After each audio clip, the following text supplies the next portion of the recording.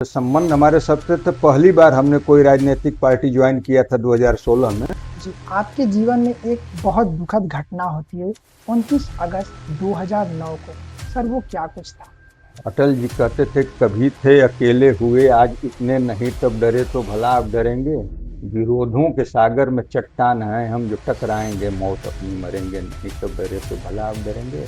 ये हत्या उन्होंने करवा दिया मुख्तार ने टीके में कमीशन के लिए। उनको 10% कमीशन हर ठेकेदार से चाहिए था। उस समय बसपा की सरकार हुआ करती थी उत्तर प्रदेश में, जी, तो सरकार ने आपका सहयोग नहीं किया? उसमें चश्मदीद गवाह थे राम सिंह मौर्य। सुरक्षा में सतीश कुमार। सतीश कुमार थे।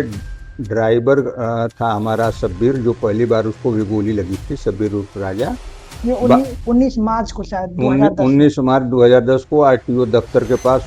जिस व्यक्ति का आप नाम ले रहे हैं मुख्तार अंसारी, मुझे लगता है कि सच्चिदानंद राय का पहला हत्या का आरोप उनके ऊपर लगा था 17 जुलाई 1986 को। जी, ये प्रकरण क्या था? क्योंकि लोग बताते हैं मुख्तार बहुत बड़े परिवार से नहीं थे। स्थिति थी कि जिस आप घर में आए गली में आए, गली में कोई आता नहीं था कि कोई आ जाएगा, कोई पहचान लेगा मुख्तार तो मुख्तार हत्या करवा देगा। कि हमारे दोनों घटनाओं में 10 लोग गोली चलाने में थे और 10 के 10 को जो गोली चलाने में थे पुलिस प्रशासन ने इनकाउंटर में मार दिया। वो बताते हैं कि हमारे दादा डॉक्टर मुख्तार अंसारी थे, जो राष्ट्रीय कांग्रेस के राष्ट्रीय अध्यक्ष थे। दूसरे बताते हैं ब्रिगेडियर उस्मान को कि हमारे नाना रहे। तीसरे बताते हैं डॉक्टर हामिद अंसारी को, जो उपराष्ट्रपति थे, कि हमारे चाचा। यह तीनों बातें गलत है। मुख्तार पहली बार मऊ में चुनाव लड़ने आए। एक पुरानी 800 थी और एक पुरानी जिप्सी थी, भी किसी दूसरे की मांगी गई थी। ये सपा बसपा की गवर्नमेंटें थी, यह माफिया पसंद गवर्नमेंटें थी। साधु सिंह मखनू सिंह के सहयोग। इसी मऊ जनपद में मुख्तार से बड़ी बड़ी हैसियत के मुसलमान हैं, धंधे वाले हैं, लेकिन किसी के घर होमगार्ड भी नहीं गया था। सर कृष्णानंद राय की जब हत्या हुई तो उनकी चुटिया भी काट ली गई, और ये क्या प्रकरण था?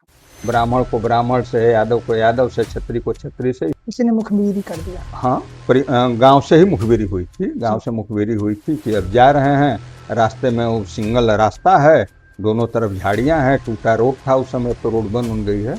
वहीं जो है घेर के उन्होंने 400 गोलियां चली थी, 400। 400। 68 बुलेट इनके शरीर से निकली थी। उनके धर्म के बारे में कोई टिप्पणी कर दे तो भी हंगामा हो जाता है। होता कहीं विदेश में है, शुरू हो जाता है, यहाँ शुरू हो जाता है भारत में। हम और हमारा परिवार अगर जिंदा है तो यह पूरा का पूरा पूज्य योगी जी को श्रेय जाता है कि उनके वजह से जिंदा। ऐसे में अभी जल्द ही 23 जनवरी को भी आप महाराज जी से मिले, जी, तो केवल शिष्टाचार मुलाकात थी या जिले के लिए कुछ मांग भी था? जिले में इंटरकनेक्ट कहीं नहीं है। पूर्वांचल एक्सप्रेस है, आजमगढ़ में 3 जगह है पूर्वांचल एक्सप्रेस का, गाजीपुर में 2 जगह, मऊ पूरे जनपद में कहीं नहीं है। 35-40 किलोमीटर की सीमा लगती है, लेकिन कहीं।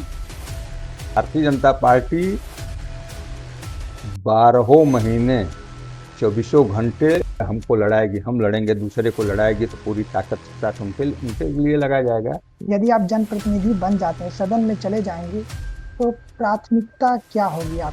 नहीं, आपको क्या लगता है कि कोई और जीतने वाला है? सरकार तो भाजपा की ही बननी। सर आपका कमिश्नरी है आजमगढ़। आजमगढ़ में 2022 में एक भी सीट नहीं हुई थी, मऊ में 1 और बलिया में 2। आपके कमिश्नरी में भी सीटें बढ़ेंगी। सर मऊ जिले की जनता के लिए आपका प्यारा संदेश क्या कुछ है? आगामी दिनों में यदि आप जनप्रतिनिधि बनेंगे तो पुनः एक बार राष्ट्रीय के प्रश्नोत्तर में नजर आएंगे। माखनलाल चतुर्वेदी राष्ट्रीय पत्रकारिता एवं संचार विश्वविद्यालय सहित देश में और जो अन्य विश्वविद्यालय और महाविद्यालय हैं पत्रकारिता के, और जो उनमें पत्रकारिता की पढ़ाई कर रहे हैं विद्यार्थी, उन सबके लिए आपका प्यारा संदेश क्या कुछ है? नमस्कार, आप देख रहे हैं राष्ट्रीय और मैं संस्कार शरण श्रीवास्तव। स्वागत है आपका राष्ट्रीय के प्रश्नोत्तर के एपिसोड 22 में। और इस बार जो शख्स हमारे साथ मौजूद हैं वो राजनीति से ताल्लुक रखते हैं। जी हाँ, वो दुनिया के सबसे बड़े राजनीतिक दल भारतीय जनता पार्टी के वरिष्ठ नेता हैं। और इसी के साथ साथ मैं आपको बता दूं, वो पूर्वांचल में एक जिला पड़ता है मऊ, तो मऊ के मऊ सदर विधानसभा से भाजपा के उम्मीदवार भी रह चुके हैं, प्रत्याशी भी रह चुके हैं, विधानसभा का चुनाव भी लड़ चुके हैं। अशोक कुमार सिंह जी, स्वागत है सर आपका। धन्यवाद। अभी मैंने परिचय के क्रम में बताया कि आप एक राजनैतिक व्यक्ति हैं। ऐसे में हम राजनीति पे बाद में आएंगे, पर मेरा पहला प्रश्न ये है कि बचपन कैसा रहा सर आपका? बचपन तो हम कक्षा 2 में पढ़ते थे तो पिताजी का देहांत हो गया था। जी। और हम लोग वेस्ट बंगाल में रहते थे। रानीसर एक जगह है, आसनसोल और रानीगंज के बीच में जी। जी। रानीसर मोड़ एक जगह है, वहीं पिताजी रहते थे। गर्मियों की छुट्टी में हम लोग गांव आए थे। उसी समय पिताजी की तबीयत खराब हो गई, देहांत हो गया। तो फिर तब से हम लोग गांव रहने लगे। और परिवार बड़ा था, परिवार ने पालन पोषण किया और ईश्वर की कृपा से आज इस मुकाम पे हम लोग हैं। तो ठीक रहा बचपन, कोई दिक्कत नहीं। सर इस ग्राम सभा में आप बताइए। ये कुसमौर पहले ग्राम सभा कैथौली हुआ करती थी, अब कुसमौर ग्राम सभा है। जी। अब गांव का नाम है हमारे कैथौली, बनदेवी के पास जी। पड़ता है। जी। जी। तो उसके ये तो आपका बचपन रहा सर, पर उसके बाद जब आप बड़े हुए तो फिर राजनीति में कैसे आना हुआ? राजनीति में तो हम, जैसे संबंध हमारे सबसे, तो पहली बार हमने कोई राजनीतिक पार्टी ज्वाइन किया था 2016 में, जी। भारतीय जनता पार्टी। तो पार्टी की नीतियों से प्रभावित होकर, पार्टी के राष्ट्रवाद से प्रभावित होकर, पार्टी के नीचे से ऊपर के तबके के लिए सोच से प्रभावित होकर हमने भारतीय जनता पार्टी ज्वाइन। इस कारण से आपने भारतीय जनता पार्टी का दामन जी। थामा। जी। जी। आपके जीवन में एक बहुत दुखद घटना होती है 29 अगस्त 2009 को। सर वो क्या कुछ था? मेरे भाई थे अजय प्रकाश सिंह उर्फ मन्ना सिंह, जी। उनकी हत्या मुख्तार अंसारी ने करवा दी। ठीके में वो एक क्लास के कंडक्टर थे, मऊ जनपद के पिडोल्डी के। जी। और उनकी हत्या उन्होंने करवा दिया मुख्तार ने, ठीके में कमीशन के लिए। उनको 10% कमीशन हर ठेकेदार से चाहिए था। उन्होंने मना कर दिया, कहा कि मैं किसी को 1 रुपये नहीं दूंगा, सरकार का काम करता हूँ, अपना पैसा लगाता हूँ, मेहनत कमाई करता हूँ, तो मैं किसी माफिया को क्यों पैसा दूँ। वो मुख्तार को बुरा लगा, उन्होंने मेरे भाई की हत्या करवा दी। उसके बाद उसमें चश्मदीद गवाह थे राम सिंह मौर्य। सुरक्षा में सतीश कुमार। सतीश कुमार थे। ड्राइवर था हमारा शब्बीर, जो पहली बार उसको भी गोली लगी थी, शब्बीर उर्फ राजा। ये 19 मार्च को शायद 2010 में। 19 मार्च 2010 को आरटीओ दफ्तर के पास वो गाड़ी जो भाई के नाम थी, भाभी के नाम ट्रांसफर होने गई थी, उसी समय उन्होंने गोली चलवा दी। और वह राम सिंह मौर्य की मृत्यु हो गई। और 3 दिन बाद सतीश की भी मृत्यु हो गई, जो कांस्टेबल थे, पुलिस कांस्टेबल थे। सर उस समय बसपा की सरकार हुआ करती थी उत्तर प्रदेश में, जी। तो सरकार ने आपका सहयोग नहीं किया? न बसपा ने नहीं किया, न सपा ने किया। अपने उस समय तो ये स्थिति थी कि जिस आप घर में आए, गली में आए, गली में कोई आता नहीं था कि कोई आ जाएगा, कोई पहचान लेगा मुख्तार तो मुख्तार हत्या करवा देगा। कुछ अपने लोगों ने और परिवार ने सहयोग किया, कुछ अपने मित्रों ने सहयोग किया, और कानून पर भरोसा था।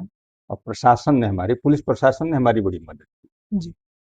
भाई हमारे दोनों घटनाओं में 10 लोग गोली चलाने में थे, और 10 के 10 को जो गोली चलाने में थे, पुलिस प्रशासन ने इनकाउंटर में मार दिया।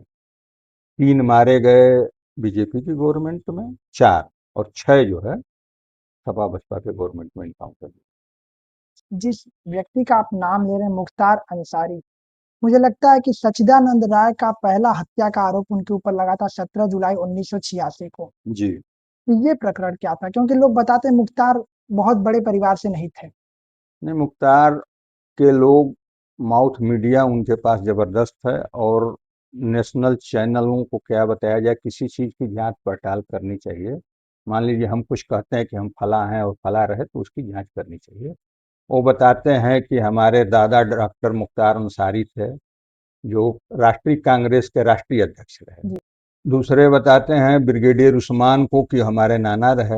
जी। तीसरे बताते हैं डॉक्टर हामिद अंसारी को, जो उपराष्ट्रपति थे, कि जी। हमारे जी। चाचा। यह तीनों बातें गलत है। हम तो नेशनल चैनल पर भी लोगों ने पूछा है, बताया गया है कि मुख्तार अंसारी के दादा का नाम कासिम अंसारी है, न कि डॉक्टर मुख्तार अंसारी। कासिम अंसारी। कासिम अंसारी है उनके दादा का नाम। रही बात नाना की, तो ब्रिगेडियर उस्मान की कोई संतान ही नहीं थी, पता कर लीजिएगा आप भी, तो इनके नाना कैसे हुए।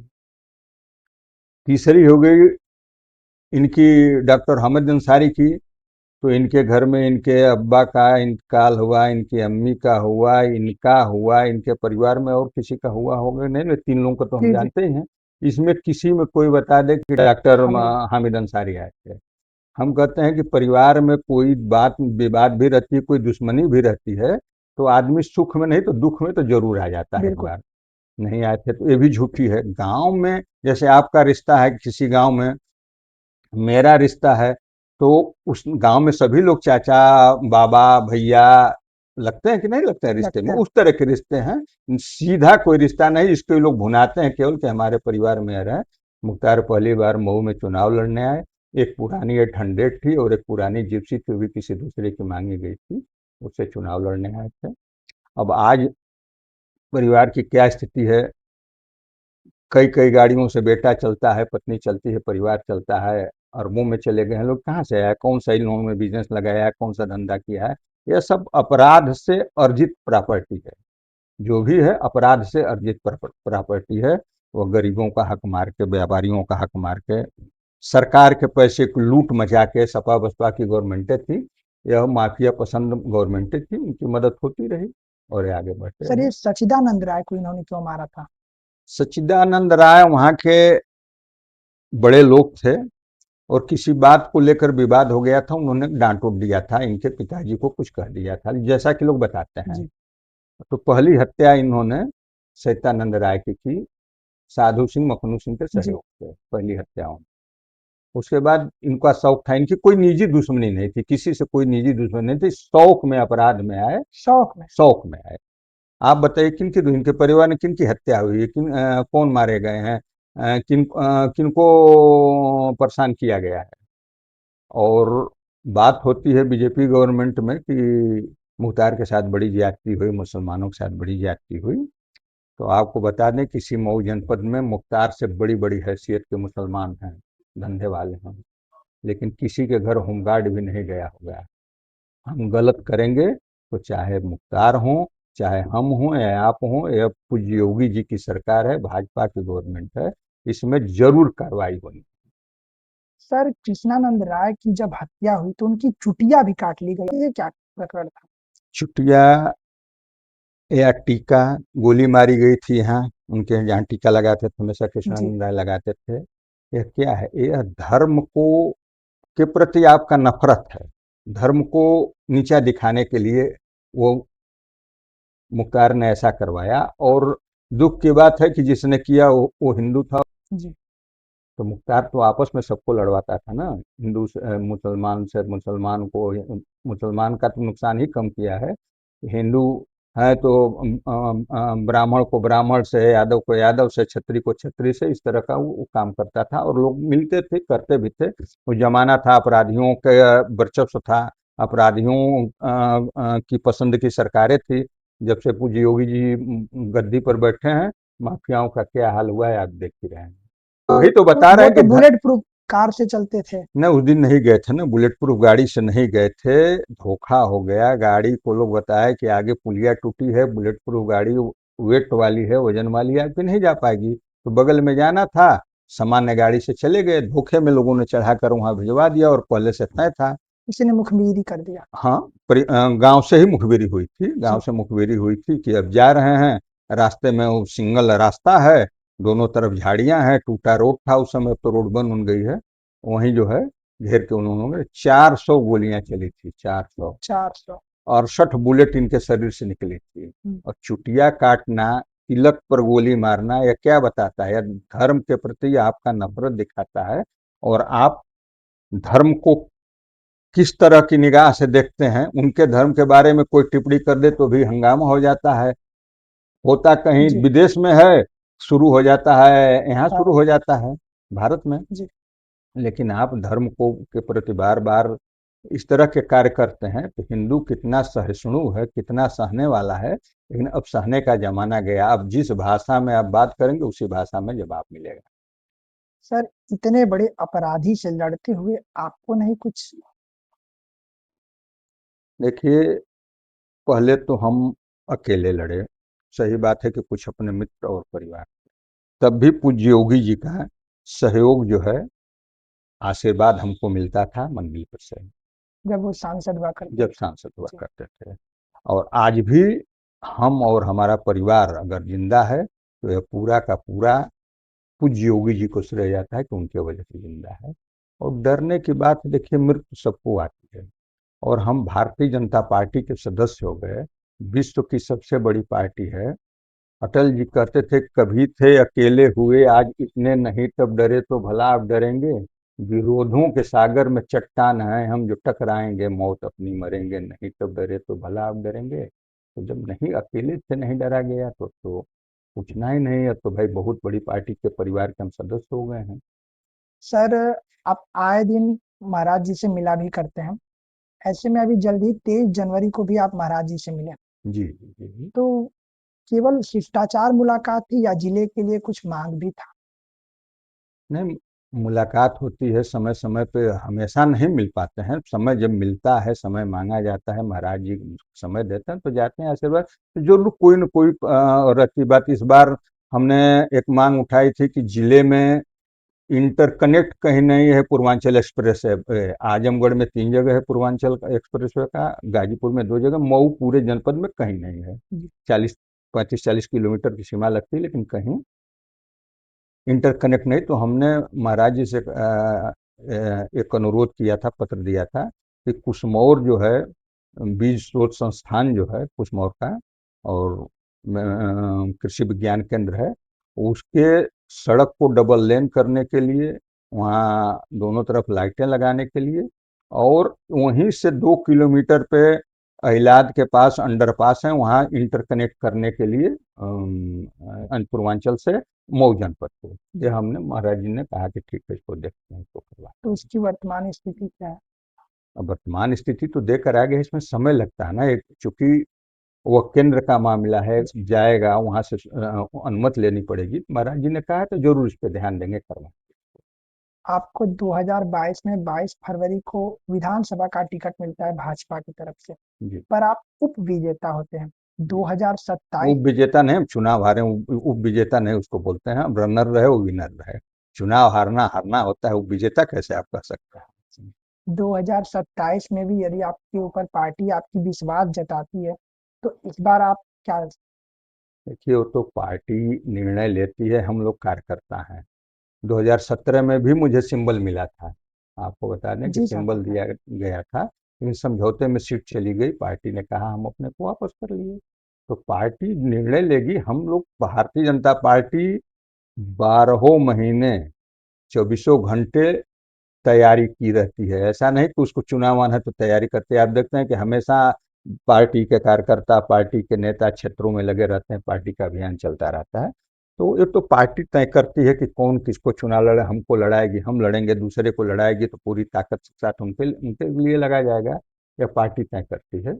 और चुनाव की तैयारी के लिए किसी भी पार्टी कार्यकर्ता को अलग से कुछ नहीं करना है, वो हमेशा तैयार रहता है। यदि आप जनप्रतिनिधि बन जाते हैं, सदन में चले जाएंगे, तो प्राथमिकता क्या होगी आप? अब सदन में जाएंगे तो तमाम प्राथमिकताएं हैं। सदन में तो पहले पहुंचा जाए, सदन में पहुंचा जाएगा तो तमाम प्राथमिकताएं हैं। 20 साल हो गया, 30 साल हो गया, यहाँ जो है अब 27 आ जाएगा। तो माफिया के चंगुल में यह जिला या हमारी विधानसभा रही है। केवल किसी गांव में आप एक बड़ा गेट देख लेंगे जिसमें मुख्तार अंसारी का बोर्ड लगा हुआ है, इसके अलावा कहीं विकास का एक कोई काम हुआ हो तो बता दीजिए मुख्तार ने कराया है। सत्ता में भी रहे, बसपा की सत्ता में जी। रहे, सपा की सत्ता में रहे, ठीक है आज भाजपा की सत्ता में नहीं है, इन दोनों की सत्ताओं में रहे तो जी। क्या किया उन्होंने? कुछ नहीं किया। तो पार्टी जब कोई सरकार का व्यक्ति जीतता है, उनकी सरकार बनती है। जो जैसे कोई विधायक होता है और प्रदेश में उसकी सरकार है, तो वह शासन से लेकर सदन तक उसकी बात उठाता है और प्राथमिकता से सुनी भी जाती है। 30 सालों से जो काम छूटा हुआ है विकास का जनपद का, वह सदन में जो भी भारतीय जनता पार्टी का व्यक्ति पहुंचेगा, वो उसको पूरा करने का कार्य करेगा। 2027 में फिर से भाजपा जीतेगी? नहीं, आपको क्या लगता है कि कोई और जीतने वाला है? सरकार तो भाजपा की ही बननी है। कोई ऐसा कार्य भाजपा ने किया ही नहीं कि जनता उनसे नाराज हो, वोट न दे और जितावे। किन्हीं किन्हीं सीटों की अलग बात है, लेकिन सरकार तो भाजपा की ही बनी। सर, आपका कमिश्नरी है आजमगढ़। आजमगढ़ में 2022 में एक भी सीट नहीं जीती, मऊ में 1 और बलिया में 2। आपके कमिश्नरी में भी सीटें बढ़ेंगी? देखिए, अब तो जनता जातिवाद में चली जाती है, पार्टी में चली जाती है। जनता को विकास का कार्य देखना चाहिए। बाद में यही जनता पछताती है, विकास नहीं हो पाता है तो हमारा विधायक नहीं रहेगा, हमारा सांसद नहीं रहेगा तो सदन से लेकर संसद तक कौन बात उठाएगा हमारी, कौन कहेगा? जब अपना रहेगा तभी तो करेगा। विपक्ष के लोग हैं, उनको लूटने खाने से मतलब है, शुरू से वही काम किए हैं, चाहे सपा के रहे हो चाहे बसपा के रहे हो, तो वही करते हैं लोग। सर, मऊ जिले के जनता के लिए आपका प्यारा संदेश क्या कुछ है? भाईचारा बना रहे, विकास के प्रति जागरूक रहें। आने वाले समय में 27 में उनको लगे कि नहीं, यह व्यक्ति जो भी चुनाव जिसको भी पार्टी टिकट देती है कि यह व्यक्ति हमारे लिए रह सकता है, समय दे सकता है और हमारी बात ऊपर तक पहुंचा सकता है। तो ऐसे लोगों को, पार्टी को, जनता को वोट देना चाहिए और भारतीय जनता पार्टी की पुनः सरकार बनाएं। इसी यह अनुरोध हम जनता से करते हैं। सर, आगामी दिनों में यदि आप जनप्रतिनिधि बनेंगे तो पुनः एक बार राष्ट्रीय के प्रश्नोत्तर में नजर आएंगे? जरूर आएंगे हम। देखिए, मैं 2016 में पार्टी ज्वाइन किया और तब से आज तक 27 आने वाला है, 26 तो मान लीजिए, फरवरी आज हो गई 15 तारीख, कोई ऐसा दिन ना रहा हो कि हम क्षेत्र में ना निकले हों। हम लोग जाते हैं दुख में सुख में, जो अपनी क्षमता है किया जाता है, लगे रहते हैं लोग और पार्टी का भी कार्य चलता रहता है और लोग के दुख सुख में भी जाते हैं। तो हम लोग तो लोगों के बीच रहने वाले हम लोग हैं, लोगों के बीच ही रहेंगे। चुनाव में चाहे हम विधायक हों, विधायक न हो, चुनाव जीते चाहे हारे, अपने क्षेत्र के जनता के बीच में ही। Sir, last question. Makhanlal Chaturvedi राष्ट्रीय पत्रकारिता एवं संचार विश्वविद्यालय सहित देश में और जो अन्य विश्वविद्यालय और महाविद्यालय हैं पत्रकारिता के, और जो उनमें पत्रकारिता की पढ़ाई कर रहे हैं विद्यार्थी, उन सबके लिए आपका प्यारा संदेश क्या कुछ है? राष्ट्रवाद की भावना सबसे पहले राष्ट्र है। हम अगर राष्ट्रवाद की बात सोचेंगे, राष्ट्रीय भावनाओं से ओतप्रोत रहेंगे तो हम जरूर प्रगति करेंगे और अच्छे विचार हमारे तभी बनेंगे जब हमारे राष्ट्र के प्रति हमारी सोच अच्छी होगी। और अच्छे विचार और राष्ट्र के प्रति जो जिनकी सोच अच्छी रहेगी, वो चाहे पत्रकारिता में हो, राजनीति में हो, बिजनेस में हो, धंधे में हो। देखिए, आप पढ़ लिख कर बड़े लोग तो हो सकते हैं, जी। डॉक्टर हो सकते हैं, पत्रकार हो सकते हैं, इंजीनियर हो सकते हैं, आईएएस हो सकते हैं, आईपीएस हो सकते हैं, लेकिन आप में संस्कार न हो तो आप अच्छे इंसान नहीं हो सकते हैं। तो सबसे प्राथमिकता है कि आप अच्छे इंसान बनिए, उसके बाद आप जो भी कर रहे हैं वो जरूर बेहतर होगा प्रभु की कृपा से। सर, आपने अपना कीमती समय दिया, इसके लिए आपके प्रति हमारी पूरी टीम धन धन आभार ज्ञापित करती है। धन्यवाद और धन्यवाद। आपसे कहना ये है, ऐसा और इंटरेस्टिंग इंटरव्यू देखने के लिए स्टे कनेक्टेड विथ राष्ट्रीय को। धन्यवाद।